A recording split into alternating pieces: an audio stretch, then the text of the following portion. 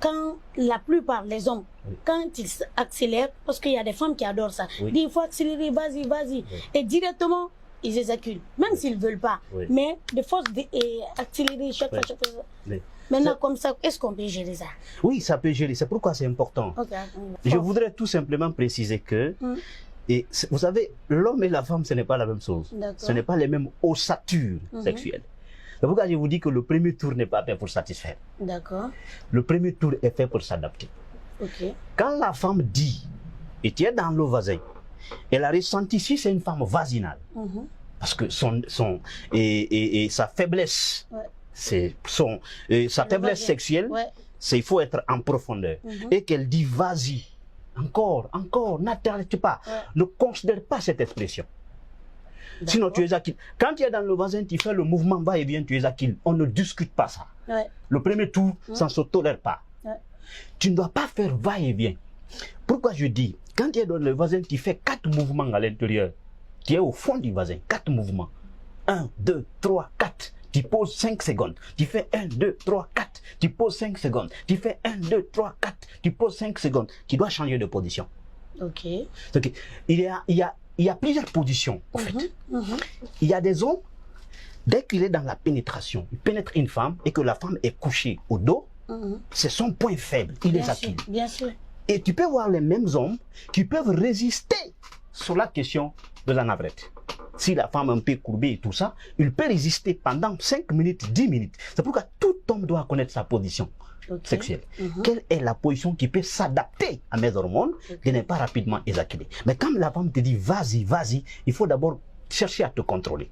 Tu ne dois pas la suivre au fait. Le premier tour n'est pas fait. Mais en ce moment, elle aussi, elle cherche l'orgasme. C'est ce que maintenant, ce que tu dois faire pour que cette femme soit rapidement orgasmée, tu dois créer automatiquement une communication sonnante pour la tympaniser avec les mots. Vous savez, l'ossature de la femme, c'est ce qu'elle entend. C'est ce qui crée une imagination dans son corps, ce qui permet à ce qu'on appelle à ses hormones à se faire fonctionner dans sa partie intime.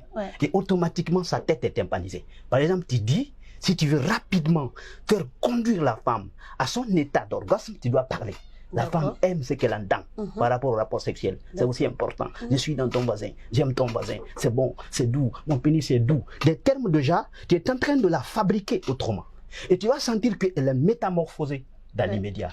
Elle est dans un autre monde. Mais toi, le pénis qui est dans le voisin, tu es en train de l'adapter à son voisin, mais tu as créé une c'est pas un refus, mais il y a certains hommes qui n'aiment pas parler aussi. C'est naturel. C'est criminel. Quand un homme ne parle pas pendant le rapport sexuel, c'est criminel. Et c'est très criminel. Il y a certains, ils sont complexés. Et quand c'est comme ça, c'est criminel. L'intéressé est en train de criminaliser leur amour et leur rapport sexuel. Et un rapport sexuel silencieux n'est pas fait pour la femme. Et quand ça dure plus longtemps, tu peux voir une telle femme qui ne pourrait jamais être fantasmée ou l'orgasmée.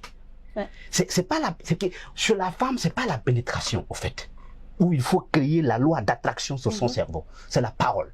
Et c'est pourquoi la plupart des femmes, même en distance, tu peux la faire jouir. À travers la parole, à travers les testos. Donc ça veut dire que ce n'est pas ça. Tu fais juste la pénétration pour que tu puisses t'adapter et s'adapter à son fantasme. Parce que la pénétration n'est pas forcément l'orgasme. Ça peut être un fantasme. Maintenant, le fantasme que tu crées, c'est en fonction des mots. Et en ce moment, elle est à son état pur. Tu fais maintenant la pénétration. C'est pourquoi le deuxième tour, là, tu dois utiliser toutes les politiques qu'il faut. Parce qu'en ce moment, tes hormones ont eu à baisser. Mais c'est pas tout le monde qui aime deuxième tour ou troisième tour, parce qu'il y a des rapports occasionnels. Vous vous rencontrez et puis vous voulez faire. Oui, si c'est occasionnel, et ça c'est. Donc il faut marquer son partenaire. C'est ce que je dis. C'est pourquoi le rapport sexuel doit être préparé. Si tu veux obtenir un bon résultat, ça ne doit pas être occasionnel. Très sincèrement. Vous savez. Et cette préparation, ça se fait comment? Et cette préparation, d'abord le lieu, l'endroit. Sois-y. C'est pas parce que vous êtes dans un joli coin, ce n'est pas ça, mais la communication. D'abord, avant que l'intéressé ne vienne. Là où vous pouvez communiquer tranquillement. La manière dont, avant d'abord c'est pourquoi je vous ai dit, avant d'abord de faire c'est l'homme qui doit faire déshabiller la femme. C'est une logique, en fait. C'est toi qui dois enlever le collant, c'est toi qui dois enlever le slip, c'est toi qui dois enlever le pantalon, soutien et tout ça. Pendant cette période, ton cerveau est en train d'être connecté à elle en 2-3 minutes. Donc, dans ton corps, l'homme peut recevoir 3 pouvoirs. Pouvoir d'imagination, en matière de pensée et en se mettant dans la logique du rapport sexuel. Et au fil du temps qu'il touche à ces parties, au sein et tout ça, son cerveau aussi est préparé à la sexualité. Donc, voici des éléments qu'on appelle des préparations. Ce n'est pas des lieux luxes, hein. Ce n'est pas des lieux luxueux, des restos, ce n'est pas ça. Même dans un milieu sale, on peut se satisfaire. Parce que la sexualité, c'est mental. Elle est vraiment mentale. Ouais. Voilà. Mais moi, je pense que, coach, la préparation devrait se faire même avant l'acte. Oui, mais par exemple, si tu as un rendez-vous le soir, la nuit, comme ça, avec ton partenaire, depuis la journée, le matin, les testos, c'est normal.